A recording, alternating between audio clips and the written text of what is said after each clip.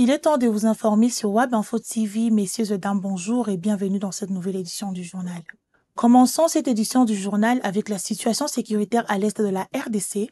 À Uvira, une marche pacifique organisée ce lundi 8 septembre par le Wazalendo et de membres de la société civile pour protester contre la présence du général Olivier Gassita. Regardez.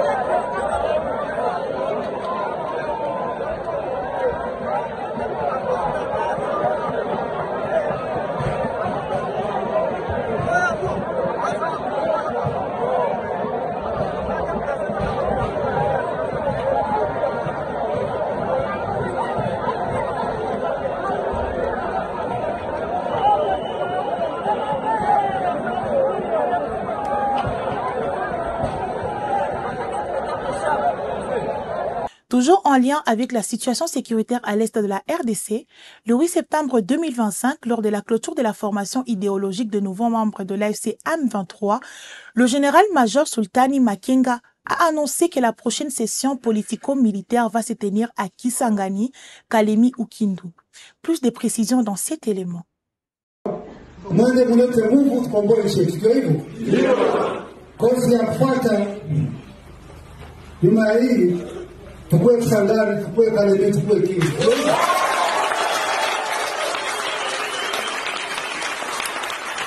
Dans l'angle politique, le chef de l'État Félix-Antoine Tshisekedi s'est exprimé en ligne ce lundi 8 septembre 2025 à la cérémonie de l'exposition du Génocoste à Genève en Suisse, organisée par le Fonds national pour la réparation et l'indemnisation des victimes. Suivez son intervention. Excellences, Mesdames et Messieurs, honorables invités, chers partenaires et amis de la République démocratique du Congo, mes très chers compatriotes, à l'heure où le Conseil des droits de l'homme tient sa 60e session, la République démocratique du Congo a souhaité porter dans ce cadre la voix d'un peuple meurtri qui réclame vérité et justice. Cet événement parallèle n'est pas un rituel protocolaire de plus. C'est un espace de parole utile pour éclairer les consciences et mobiliser les volontés. Depuis plus de 3 décennies, nos populations payent un tribut humain insoutenable, familles décimées, villages rayés de la carte, femmes et enfants brisés par des crimes planifiés et systématiques qui, dans leur modus operandi, relèvent pour certains actes de la logique du génocide. Trop souvent, ces tragédies ont été minimisées, relativisées, parfois niées. Nous sommes ici pour briser ce silence, lever le voile et appeler solennellement à la reconnaissance internationale des génocides perpétrés sur le territoire congolais, condition d'une justice qui répare et d'une paix qui dure. Notre plaidoyer se fonde sur des assises juridiques incontestables et sur un corpus de rapports concordants, nationaux et internationaux, qui documentent l'ampleur, la systématicité et l'intention criminelle de ces atrocités. Il ne s'agit pas d'émotion, mais de droit. Pas d'accusation gratuite, mais d'établissement rigoureux des faits. Le débat que nous proposons s'organise autour de 3 axes très concrets. 1. Cartographier les faits à caractère génocidaire commis en République démocratique du Congo au cours des 30 dernières années. 2. Établir l'existence de génocides perpétrés sur notre territoire à l'aune des critères reconnus par le droit international. Enfin, 3. Mettre en place une architecture de justice transitionnelle adaptée à nos réalités, garantissant vérité, poursuite et réparation. Pourquoi maintenant ? Parce que notre génération a la responsabilité de rompre le cycle déni, impunité, récidive. Parce que la prévention exige d'abord la nomination des crimes et la reconnaissance des victimes. Parce qu'aussi que la stabilité de toute une région dépend de la capacité à dire le vrai, à juger le criminel, à réparer l'irréparable et à garantir la non-répétition. À cet égard, nous réaffirmons notre ancrage dans la Convention pour la prévention et la répression du crime de génocide du 9 décembre 1948 et dans l'ensemble des instruments pertinents du droit international. Notre démarche est conforme à ces principes.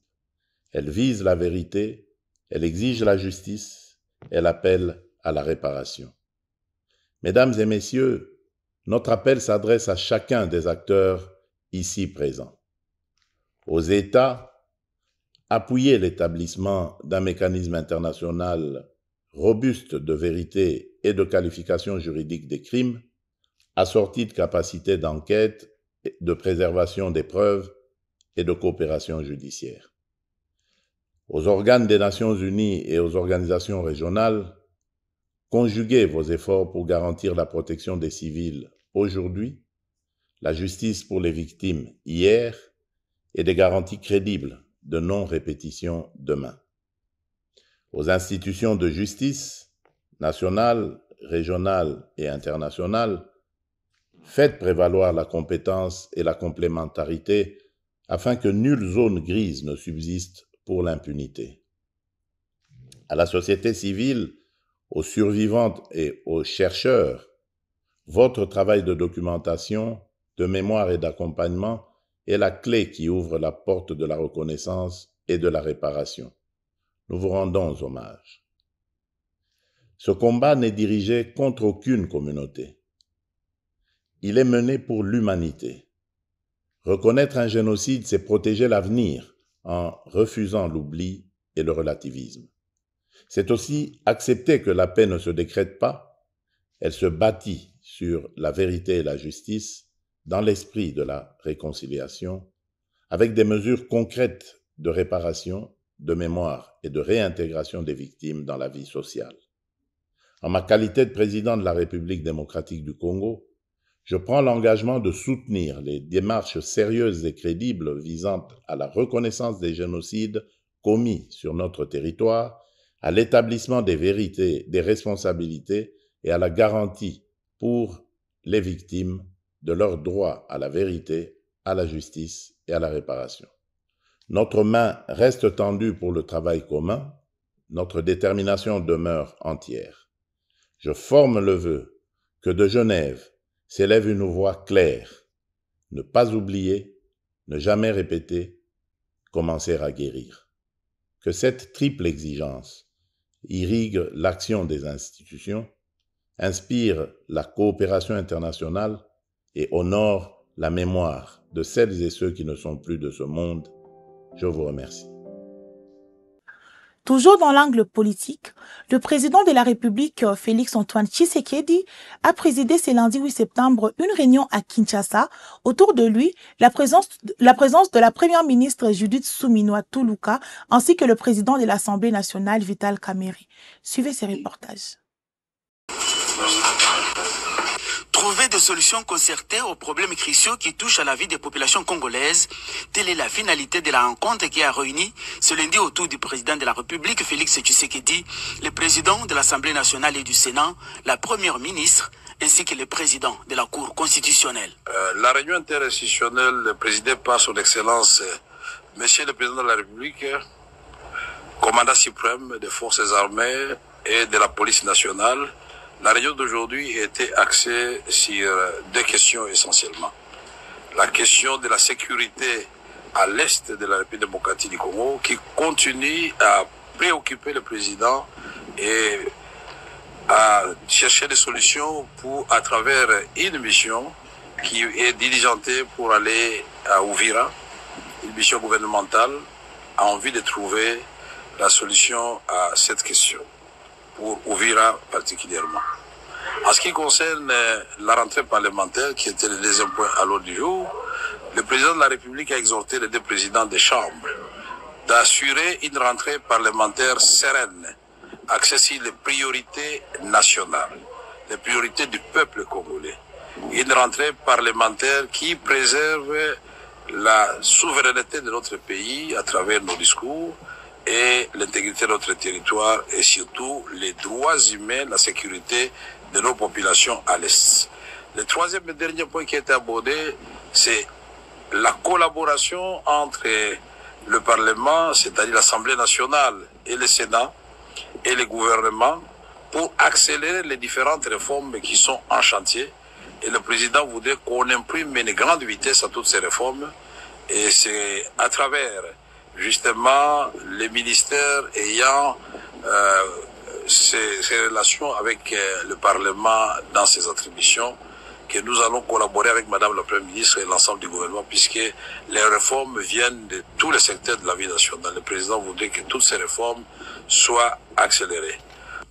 Il convient de retenir que le président Félix Antoine Tshisekedi veut que le Parlement travaille en parfaite collaboration avec le gouvernement pour faire triompher la cause du pays, surtout dans cette phase cruciale où il se déploie diplomatiquement. Poursuivons cette édition du journal avec la délégation de la République démocratique du Congo, conduite par le ministre d'État en charge de la justice Guillaume Ngefa.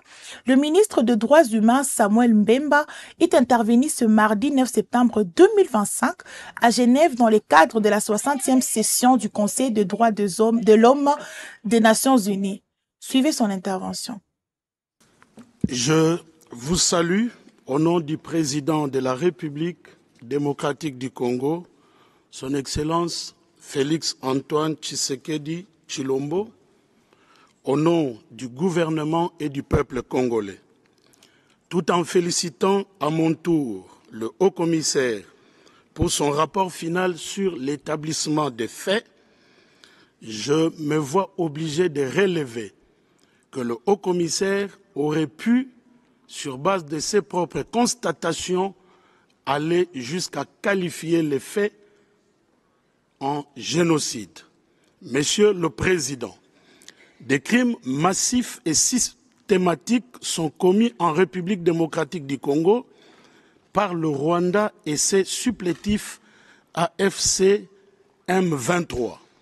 Massacre des civils, déplacements forcés, violences sexuelles, enrôlement d'enfants, ainsi qu'attaques contre des infrastructures civiles essentielles, notamment des hôpitaux et des écoles. Les derniers en date remontent en juillet dernier, où près de 300 compatriotes ont été sauvagement massacrés dans le Rutshuru. Le rapport établi, notamment par le Conseil des droits de l'homme des Nations Unies, en dit long. Human Rights Watch a été plus précis, notamment en documentant de manière détaillée les massacres de près de 140 Hutus. Ceci porte les germes d'un ciblage ethnique, point central du génocide au regard du droit international, et rappelle un autre triste massacre, celui de Kishiché en novembre 2022, commis par les mêmes forces avec les mêmes modus operandi.